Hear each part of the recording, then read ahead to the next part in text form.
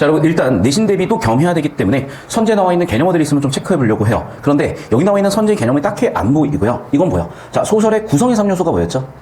씁시다. 인물, 사건, 배경이었단 말이야. 자, 그럼 여러분 당연히 여긴 뭐가 나왔습니까? 인사배 정보가 나온 거야. 자, 인물 정보에다 주황색 동그라미 쳐볼 건데요. 조련사, 형사, 어머니, 의사. 형사, 의사, 어머니, 조련사, 조련사, 조련사. 이런 게 있었을 거고. 자, 사건에다 노란색 형광펜 입줄 한번 쳐볼게.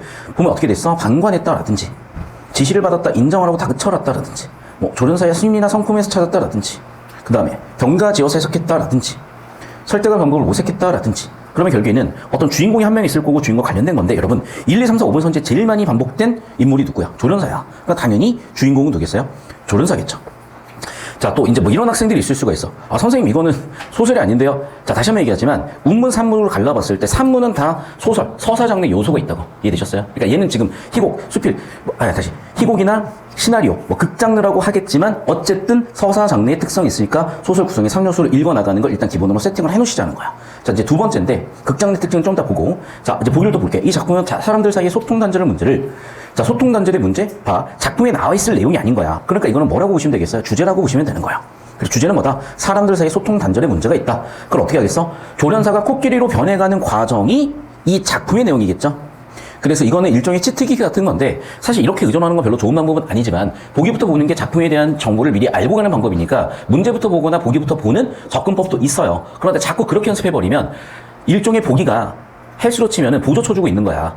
그러니까 중량을 대신 들어주는 거야, 이 보기가. 그럼 당연히 근력이 늘지 않고 실력이 늘지 않겠죠. 그래서 여러분이 해주셔야 되는 건 뭐냐면, 원래대로라면 보기 없이도 푸는 연습을 하셔야 되는데, 이제 요즘 변화되는 유형이나 또 실전에서는 어쨌든 답은 내야 되니까 보기부터 보셔도 크게 상관없겠다. 자, 그래서 작품 내용은 꼭 조련사인 주인공이 코끼리가 되어가는 과정을 얘기한 거니까 이게 말이 안 될 거 아니겠습니까? 그러니까 우리가 영화라든지 연극 같은 거 보면은 말이 안 되는 상상력을 발휘를 하잖아. 뭐 어벤져스라든지 여기 갈 필요도 없이 CG 이용하고 이런 거 되게 많잖아요. 그렇기 때문에, 조련사가 코끼리가 된다는 거는 비현실적이지만, 비현실적. 하지만 비현실적이지만 비현실적인 일화를 통해서 작품의 주제의식을 형성하고 있구나.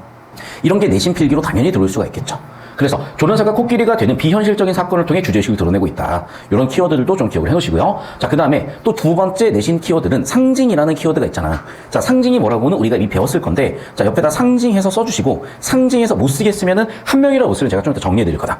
계속 볼게요. 조련사는 상대가 자신의 논리를 일방적으로 강요하는 것에 답답함과 무력함을 느낀다라는 사건이 있겠죠. 그래서 제가 봤을 때 초반부 사건은 뭐냐면, 조련사가 상대방들이 있어. 상대가 조련사의 논리를 일방적으로 강요하는 것에 답답함과 무력함을 느끼다가 결국 어떻게 되니? 조련사는 그냥 알겠어요 라고 수동적인 처지가 되어 간다는 겁니다. 그래서 첫 번째 뭐라고? 일방적으로 강요하는 사람들이 있고 답답하고 무력한 다음에 순응하는 수동적 처지가 됩니다. 결국 주제의식 정리해보면 어떻다?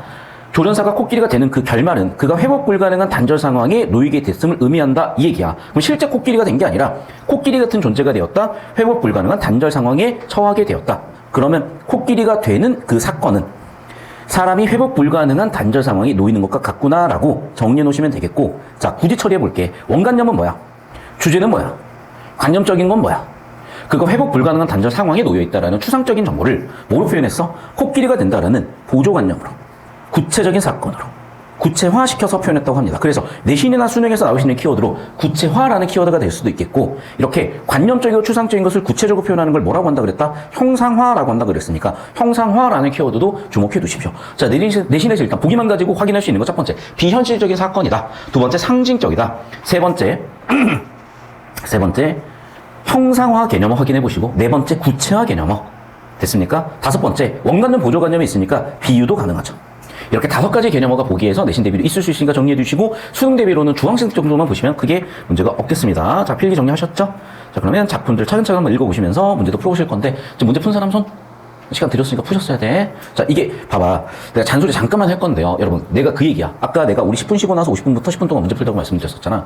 그럼 그때 푸셨으면 당연히 복습이 되어 있으시겠죠. 그러니까 자연스럽게 한 번 더 복습하는 거야. 그러니까 이렇게 5분, 10분 동안, 또는 제가 수업 시간에 이거 하자 저거 하자라는 게 다 그런 계산을 바탕으로 하는 거고, 여러분이 어쨌든 인간이니까 완벽할 수는 없겠고 첫 시험이니까 당연히 우당탕탕 하시겠지만은 그 과정에서 많이 배우셨으면 좋겠어요. 항상 초반부에 인물, 사건, 배경 세팅을 하자. 자, 얘가 서사 장르는 아니지만 서사 장르적인 특징을 갖고 있는 극장르이기 때문에 인물, 사건, 배경을 세팅을 해보자. 자, 그래서 어떤 사건이 있었어요? 동물원의 코끼리들이 도심으로 탈출하는 사건이 있었어요. 근처의 선거 유세장에서 정치인이 그것 때문에 부상을 당하는 이미 있었고, 자, 그럼 봐봐. 단순히 정치인이 아니라 무슨 권력자가 되겠죠. 자, 그러면 권력자가 권력 없는 사람들을 핍박하는 구조는 당연한 우리의 클리셰고 너무나 뻔하디 뻔한 서사이기 때문에 일대는 숙밭이 되었고, 그러면 조련사 유세를 방해하기 일부러 코끼리를 불려준 혐의로 경찰서에 붙잡혀와 조사를 받았는데, 자, 뭐라고 이렇게 누명을 씌우는 거지. 자, 그래서 뻔하디 뻔하잖아요. 자, 인물 한번 잡아볼게. 정치인, 그 다음 또 누가 있니? 조련사, 그 다음 누가 있니? 경찰서에 있는 사람들. 그 다음에 또 누구야? 참고인 자격의 의사야 아들. 그럼 벌써 한 5명 정도가 나왔는데, 주인공은 보나마나 조련사가 될 것이고, 조련사가 억울한 누명을 쓰는 사건이구나, 이런 거는 당연히 보셨을 겁니다. 자, 계속해서 볼게. 조련사가 계속해서 얘기를 해. 그런데 이게 연극 또는 영화 같은 것에 대본이든 시나리오일 수가 있는 거야. 그럼 봐봐.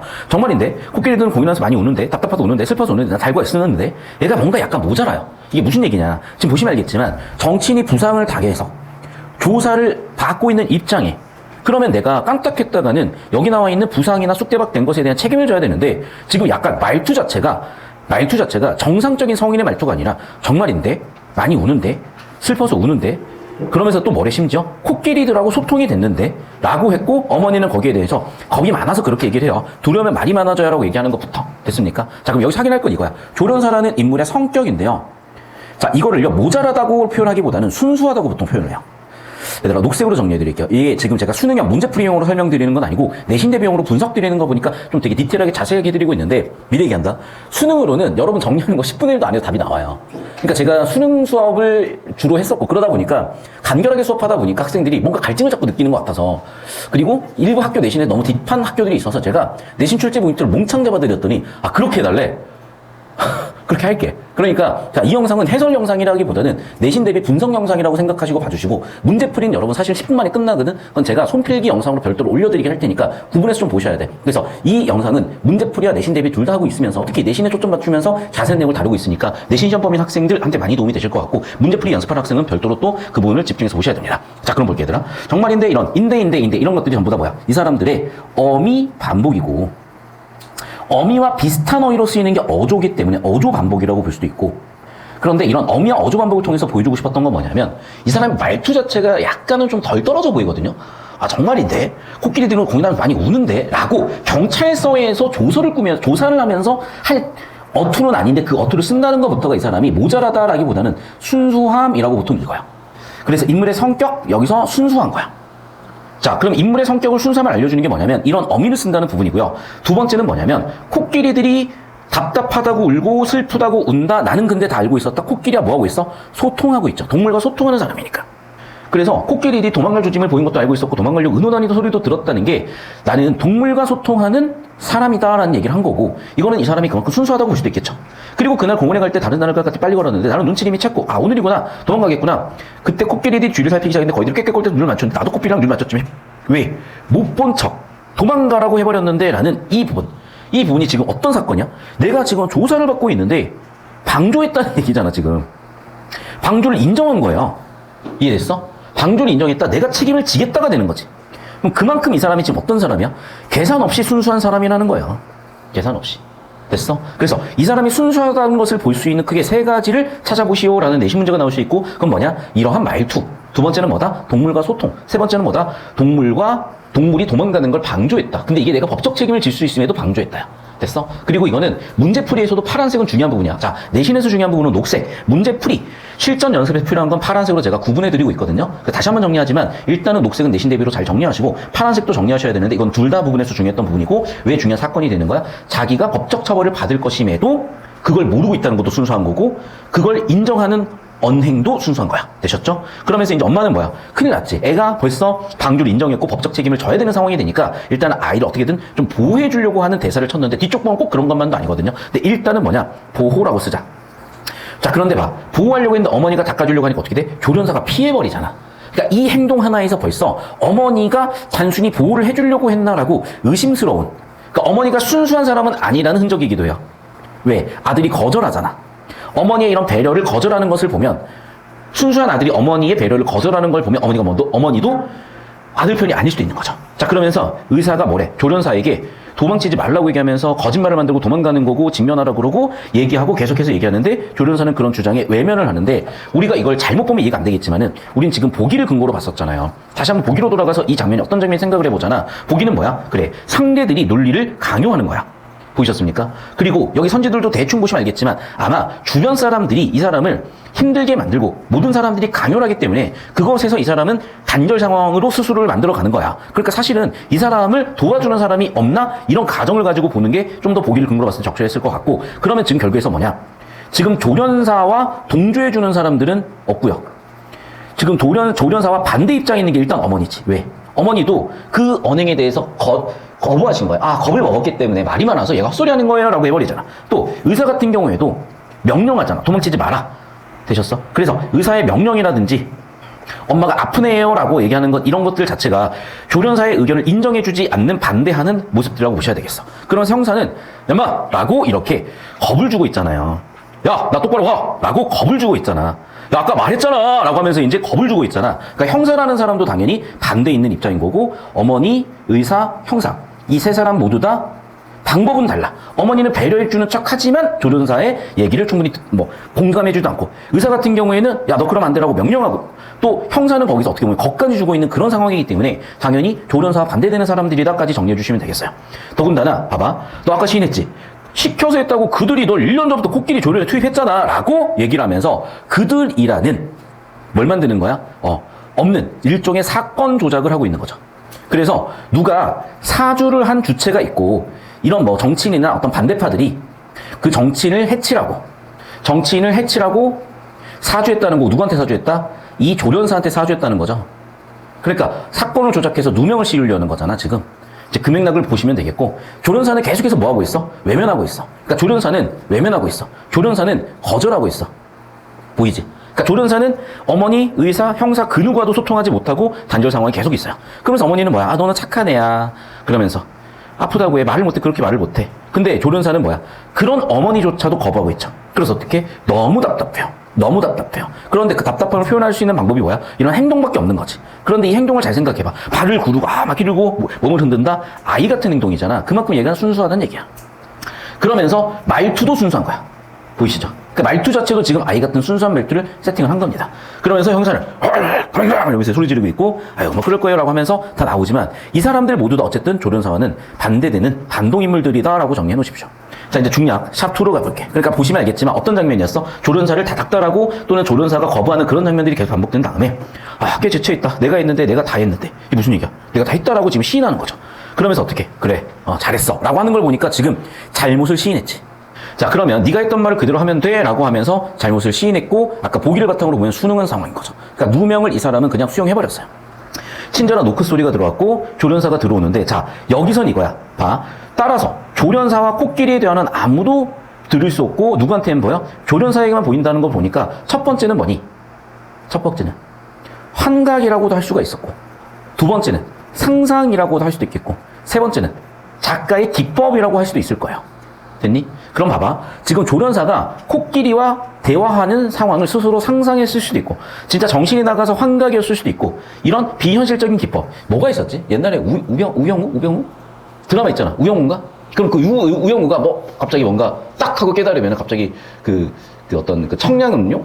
광고처럼 확 하더니 갑자기 고래가 훅 떠오르고, 자, 그런 장면 같은 거 예를 들면. 그러면 그런 고래가 갑자기 펄쩍펄쩍 뛰면서 갑자기 쫙 물도 뿜고 그런 장면이 삽입된 것과 같으니까, 여기다 참고로 우영우 맞죠? 우영우? 아무튼 우영우 그 장면, 우영우의 고래 등장 장면이라고 생각하시면 되겠어요. 자, 그러면서 코끼리가 이제 뭐 하고 있어? 조련사한테 다가와서 번호표를 달아줬는데 이렇게 얘기해버렸잖아. 그러니까 이게 암시하는 건 뭐냐? 죄수 언어죠. 그럼 코끼리라는 게 뭐랑 같다는 거야? 재수랑 같다는 거고, 뭘 의미하는 걸까? 코끼리는? 그렇지. 자유를 박탈당한 존재죠. 그럼 봐봐, 여러분. 재수와 관련된 수많은 소재들이 있었는데 재수번호로 불러주는 것. 이게 무슨 법이다? 대유법이에요.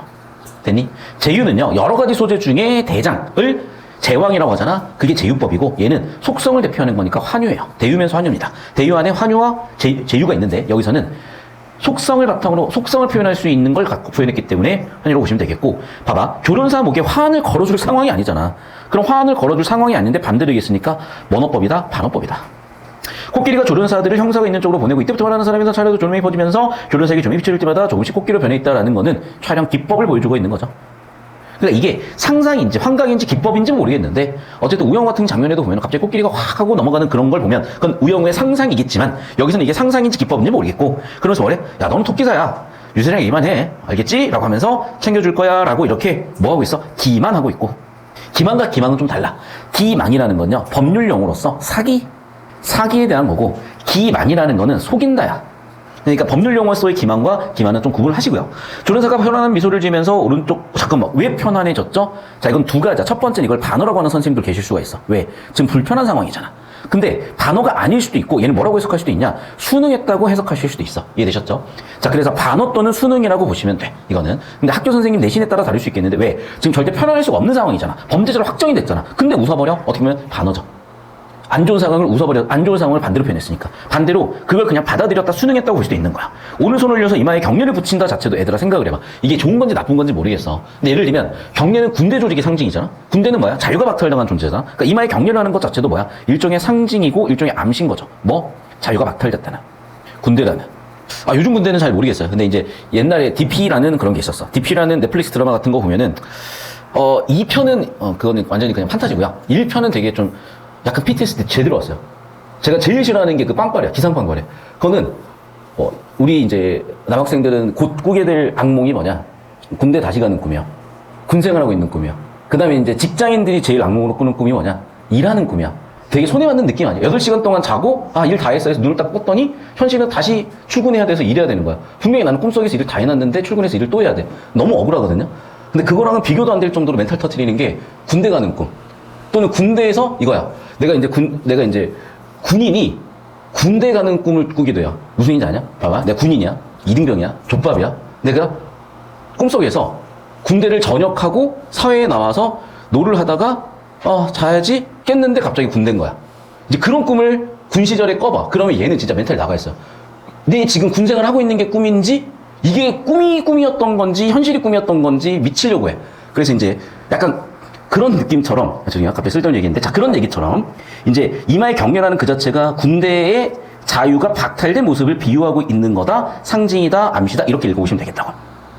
조련사가 어둠으로 사라지면, 그러니까 어둠이라는 것도 사실은 이런 자유가 박탈된 것들과 비슷하다고 했으니까 박스를 연결해 놓으시고요. 어둠 속에 있던 코끼리가 그에게 조끼를 피고, 코끼리가 그를 의사에게 보내고, 그러니까 조끼라는 것도 지금 자유를 박탈당하는 소지라고 다 보시면 될 것 같아.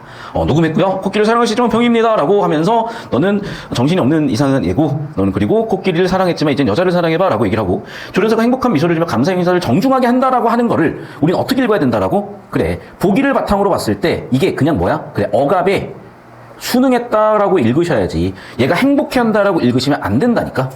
조련사가 어둠으로 사라지면 코끼리가 그에게 화려한 벨벳 모자를 씌우고 코끼리가 그를 어머니에게 보내. 그럼 봐봐요. 지금 코끼리가 지금 어떤 상황이야? 그래, 이 얘기야. 순서대로 보시면요. 자, 코끼리가 되어가는 장면 첫 번째니까 조금씩 코끼리로 바뀌는데, 자, 형사가 어떻게 했어? 첫 번째, 형사에 의해서 자유가 한 번 억압된 거야. 두 번째, 의사에 의해서 자유가 또 한 번 억압된 거야. 세 번째, 이제 어머니에 의해서도 자유가 또 한 번 억압되고 있는 거야. 이해됐니? 그러니까 이 장면은 3단계에 걸쳐서 3단 고음으로 3단 자유 박탈이야. 그럼 3단 자유 박탈 중요한 이 빨간색 형광펜 장면은 어떻게? 그래. 지금 코끼리로 변했다. 코끼리가 나와서 경례를 붙이고 의사에게 보낸다. 다시 또 어떻게? 어머니에게 보낸다. 이렇게 되는 거야. 어쩌겠니? 뭐 하면서 표현할 시간을 줄지라고 얘기를 했고, 조련사가 어둠으로 사라지면 코끼리가 그에게 커다란 코가 붙어있는 머리를 씌워준다. 그럼 이제 드디어 뭐가 됐어요? 어느새 조련사는 코끼리랑 똑같은 형상을 갖췄다. 자, 소통물과 자유 박탈이라고 보시면 되겠고, 여기까지는 뭐야? 과정이죠. 그리고 여기서부터는 결과라고 보시면 되겠고, 어디까지 과정이었다? 여기까지 과정이었다. 여기부터 여기까지 전부 다 과정이었다. 읽어보시면 정리 다 되실 것 같습니다. 필기하셨죠? 이게 수능이었으면 1분이면 읽고 끝났을 텐데, 이제 내신 대비를 하다 보니까 디테일 잡아드리느라 좀 내용이 많았습니다. 이렇게, 자, 소설 특성이 있는 장르의 문제들은 인물 사건 배경 정보를 잡으면 보통 첫 번째 문제에서 주제 흐름 잡으면서 풀리고요. 그래서 이거는 이제 초반부 장면이잖아. 조련사가 뭐라 그래서 첫 대사에서 그냥 내가 방관했다라고 인정해버렸고, 두 번째, 형사는 어떻게? 그렇죠. 얘는 지금 배후 세력이 있다라는 사건 조작을 강요했죠. 자, 세 번째, 어머니는 어떻게? 얘를 좀 보살피려고 하는데, 이게 원인이다라고 얘기했고, 의사는 병과 연관지었던 것도 맞는데, 지금 보시면 알겠지만 설득이 아니라 뭐 하는 거야? 강요하고 있었어, 다들. 즉, 자유를 박탈하고 있었죠. 특히 보기를 보시면 알겠지만 뭐라고 했어? 소통도 금지당했어. 소통도 없는 상황이야. 라는 걸 설득이 아니라는 거죠. 정리하면 뭐다? 강요, 자유박탈, 소통 XG, 설득 X가 아니다. 정답 5번이다. 어렵지 않게 푸셨을 거고요. 마지막 45번도 보길 봤으니까 아까 쭉 보시면 조련사가 어머니 손길을 피하고 의사와 형사의 말을 외면하는 것에서 소통 단절 확인되셨을 거고, 두 번째, 소통이 어려운 상황, 자포자기 왜? 자, 자신했다라는 수용을 해버렸으니까. 자, 벗어나지 못했다니까. 소통 단절이 주제이기 때문에 정답 3번 끝으로 보이셨을 겁니다. 자, 문제도 어렵지 않게 푸셨을 거고요. 필기 정리하시면 되겠고, 일단 이 정도 내신 필기 정리하시면은 모의고사 대비는 충분할 텐데, 이게 있어. 잠깐 더 따라와 보세요. 제가 이제 아마 내신 대비로 해서 영상 올려드렸거나 우리가 PPT 띄워놓고 분석했던 것 정도면 어떤 학교 내신이든지 간에 거의 95에서 99%는 해결이 된 거예요. 대부분 학교는 100%가 넘어. 그래서 그렇게 정리해주는 걸 원하는 학생도 있을 거야. 이 모의고사에 대해서. 그런데 모의고사를 그렇게까지 변형하는 학교는 많이 못 봤고요. 모의고사를 약간 모의고사 형태로 변형하는 학교들을 많이 본 거거든. 근데 물론 일부 학교들에서는 여기 출제된 작품을 가지고 완전히 내신 디테일 가지고 잡아서 내기도 하는데, 사실 그러면 어차피 학생들이 다 준비가 안 돼 있으니까 변별력 딱히 안 되더라고요. 그러니까 변별력을 갖추는 건 뭐냐? 학교 내신 시험 범위를 디테일하게 누가 더 많이 외웠냐, 이런 부분. 두 번째, 이런 모의고사 지문을 내신 스타일로 분석적으로 보는 것보다는 그냥 근본적으로 모의고사 문제를 좀 푸는 능력이 얘가 있느냐, 이런 쪽에 좀 초점이 있는 거거든. 다만 이제 학교 내신 특성이나 선생님의 출제 방향성에 따라서 뭐 디테일하게 볼 걸 필요로 한다, 그러면 그건 정리해 드릴 테니까 요청해 주시면 제가 준비해 보겠습니다.